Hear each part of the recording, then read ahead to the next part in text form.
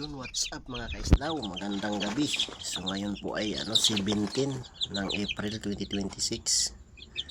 So yan po yung sinisiw noong bali 14 days na po yan sila ngayon mga kaislaw.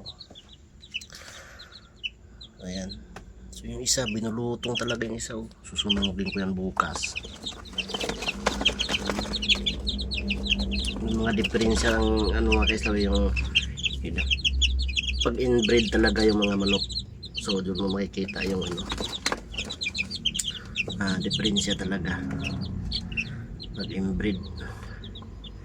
So yun ng tatay niyan, yung aking one time winner na so halo na po yung mga manok na yan dahil meron dyang pantam mga kaislaw.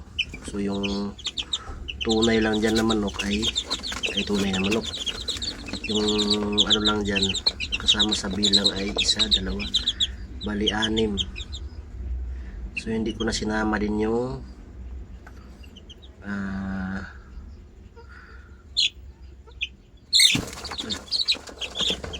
kinagat buko.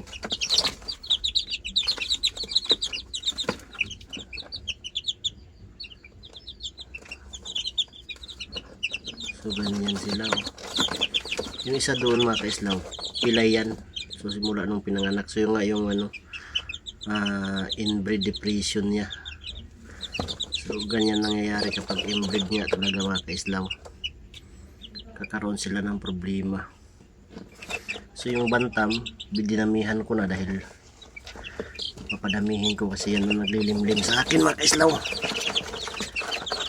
Yung bantam na yan. So yung mga puti na yan, yun yung anak ng aking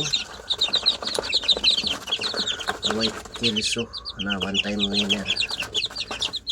So pipili din ako dyan ng babae para gawin kong inahin. Ayan.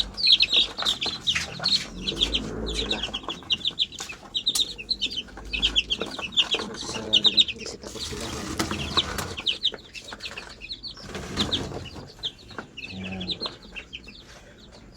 Yun, bye bye.